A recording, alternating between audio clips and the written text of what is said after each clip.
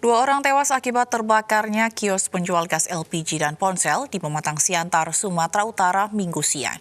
Diduga kebakaran akibat kebocoran tabung gas.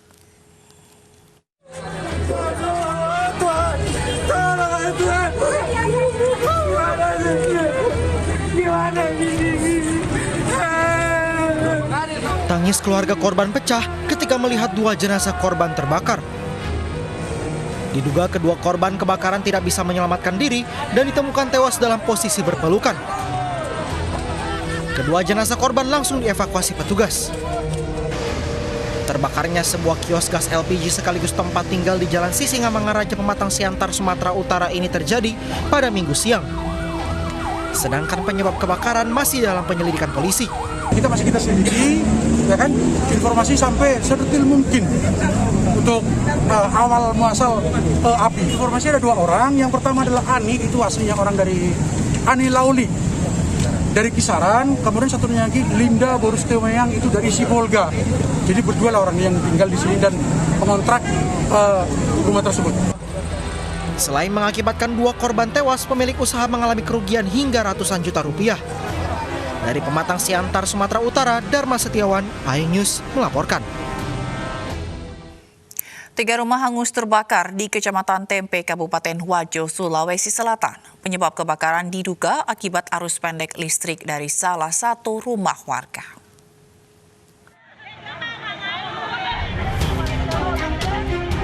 Api berkobar menghanguskan 3 rumah panggung terbuat dari kayu di Tomo di Kelurahan Patiro Sompe, Kecamatan Tempe, Kabupaten Wajo, Sulawesi Selatan. Diduga penyebab kebakaran akibat korsleting listrik dari rumah warga yang membuat percikan api kemudian menyebar ke rumah lainnya. Api berhasil dipadamkan setelah 6 armada pemadam kebakaran Kabupaten Wajo diterjunkan untuk memadamkan api. Ada 3 rumah yang terbakar. Penyebab kebakaran, Pak, untuk saat ini? Untuk saat ini masih diselidiki, tetapi dugaan sementara kalau bukan kompor korslet. Ada korban jiwa Pak dalam peristiwa ini? Alhamdulillah tidak ada, cuma ada sedikit pemilik rumah yang terkena pecahan kaca. Dan sekarang kondisinya masih di Puskesmas Patiro Sompe. Meski tidak ada korban jiwa dalam insiden ini, namun kerugian ditaksir mencapai ratusan juta rupiah. Dari Kabupaten Wajo, Sulawesi Selatan, Amnar Sengkang, iNews melaporkan. Setelah kondisinya membaik, putra sulung Amin Rais akhirnya dirujuk ke Rumah Sakit Premier Bintaro. Sebelumnya, dokter mendiagnosis Ahmad Hanafi Rais mengalami pendarahan di perut karena hemoglobinnya sempat turun setelah kecelakaan di Tol Cipali.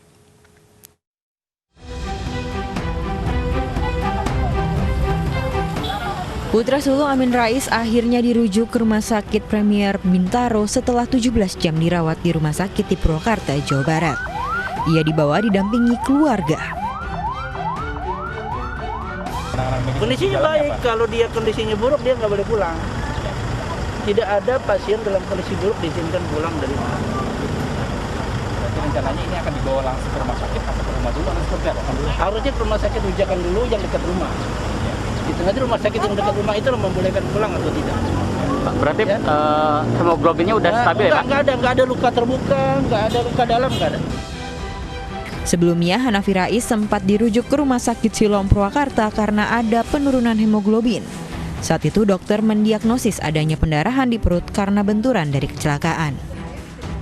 Sementara itu, kondisi sopir Hanafi Rais yang luka ringan mulai membaik. Ia mengatakan kecelakaan terjadi karena ada kendaraan yang menyalip dengan kecepatan tinggi.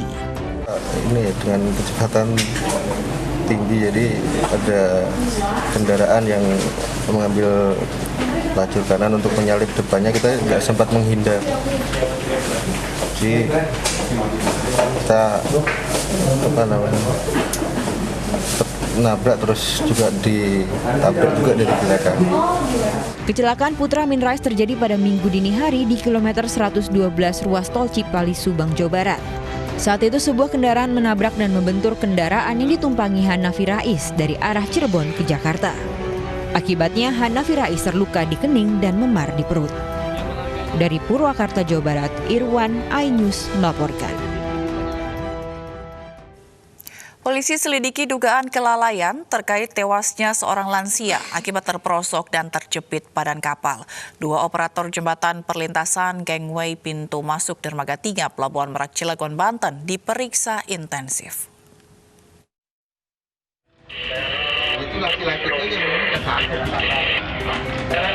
Polres Cilegon, Banten tengah menginvestigasi kasus tewasnya seorang nenek akibat terperosok di dermaga 3 Pelabuhan Cilegon, Banten. Dua operator jembatan kini diperiksa secara intensif. Ada dua orang yang sudah kita periksa. Yang pertama sebagai dandru, yang kedua yaitu operator. Untuk kedua orang tersebut sudah kita panggil dan sudah dimintai keterangan. Kapal sandar, kemudian penumpang mau naik ke kapal. Jadi yang harusnya ada pengawalan dari kapal ataupun orang yang menjaga di pintu masuk. Ya, namun pada saat kejadian tidak ada, sehingga korban terperosok ke bawah. Berdasarkan hasil pemeriksaan sementara polisi, petugas Ramdor tidak mendampingi penumpang yang sudah lanjut usia. Saat masuk ke dalam kapal, korban tidak mengetahui jika jembatan sudah tidak merapat ke kapal hingga dirinya terjatuh, terjepit dan meninggal. Kondisi ini juga disebabkan gelombang tinggi yang terjadi di saat kapal bersandar. Petugas masih akan mendalami kasus ini apakah ada unsur kelalaian yang mengakibatkan korban meninggal dunia. Dari Cilegon, Banten, Iskandar Nasution, iNews melaporkan.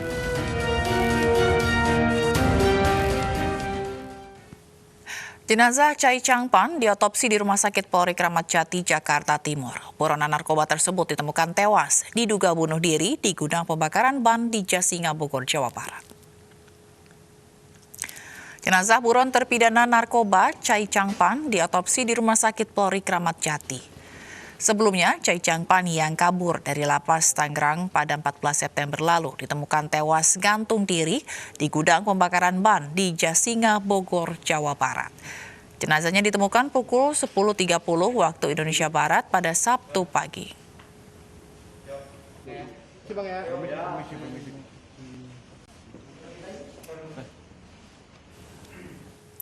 Terpidana mati narkoba Chai Changpan kabur dari lapas kelas 1A Tangerang, Banten dengan menggali lubang.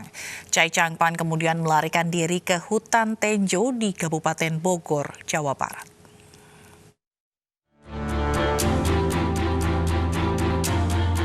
Terpidana mati Chai Changpan kabur dari lapas kelas 1A Tangerang, Banten pada 14 September lalu pukul 2 dini hari. Ia tertangkap kamera pengawas keluar dari lubang yang digalinya seorang diri. Ia menggali lubang dari sel hingga saluran air permukiman warga sepanjang 30 meter. Ia pun diduga bersembunyi di hutan Tenjo, Kabupaten Bogor, Jawa Barat. Namun bukan kali pertama terpidana mati kasus narkoba ini kabur. Chai Changpan yang merupakan warga negara Cina tertangkap membawa 110 kg sabu di Banten pada 2016. Saat ditahan, ia kabur dari rutan Mabes Polri pada 2017, namun tertangkap 3 hari berselang di Bogor, Jawa Barat. Pertengahan 2017, ia divonis mati oleh Pengadilan Negeri Tangerang. Menunggu waktu eksekusinya, ia kembali kabur pada September 2020 dari lapas Tangerang dan ditemukan tewas 1 bulan kemudian di gudang pembakaran ban di Bogor, Jawa Barat.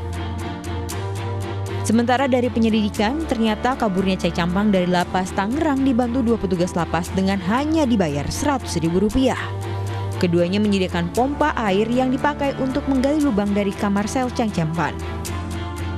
Kedua petugas yang merupakan wakil komando regu dan seorang pegawai negeri sipil bagian kesehatan kini jadi tersangka. Tim Liputan iNews melaporkan. Pengunjung lapas kelas 2A Bancai tertangkap saat berusaha menyelundupkan narkoba yang disembunyikan di dalam sayur tahu. Guna pemeriksaan lebih lanjut, pelaku dilimpahkan ke BNN Kota Bandung. Nah, saya gemeter tapi Bu. Ajar Bu, saya juga sama. Dari hasil penggeledahan terhadap pengunjung petugas pintu utama lapas kelas 2 Bancai, petugas menemukan 2 gram sabu dan 59 butir obat-obatan terlarang. Untuk mengelabui petugas, barang terlarang ini disembunyikan dalam tahu. Pengunjung berinisial RP ini ingin menitipkan makanan untuk seorang warga binaan berinisial I. Warga binaan berinisial I adalah narapidana kasus penyalahgunaan narkotika. Jadi kita sudah terapkan betul standar operasional prosedur. Setiap barang harus diperiksa dengan teliti betul. Baik itu bakso, ataupun tahu, ataupun nasi, ataupun roti, semuanya harus dibelah dan diacak-acak dan disaksikan oleh pengirimnya. Karena itu merupakan Pelaku mengaku baru sekali mengirimkan makanan untuk warga binaan berinisial I dan tidak mengetahui keberadaan narkoba di dalamnya. Sudah berapa lama ngirim di sini? Baru pertama kok, saya belum kesini, nggak tahu baca juga. Disuruh sama siapa? Ya, tadi diantar sama cewek ada. Kamu tahu di dalam sayur itu ada apa? Nggak tahu kok. Perintahnya gimana? Disuruhnya gimana? Disuruh cina kapan mau besok dia besok, cabitanya Sabtu. Ini teh sekalian anu nitip cina. Habis teh saha ini serta dikasih wa anak. Terus PC janjian sama anaknya yang itu perempuan. Janjian di mana sama kamu? Di Cikutra. Anaknya ikut ke sini tapi anehnya teh nggak mau masuk ke dalam. Untuk mengantisipasi peristiwa serupa terulang, petugas akan menggeledah siapapun yang masuk ke dalam lapas. Dari Bandung, Jawa Barat, Tim Liputan iNews melaporkan. Dua wanita Parubaya di Pasar Panglima Polim Asahan, Sumatera Utara nyaris diamuk warga setelah kedapatan menukar emas asli dengan emas palsu atau imitasi. Polisi yang datang ke lokasi langsung menangkap keduanya.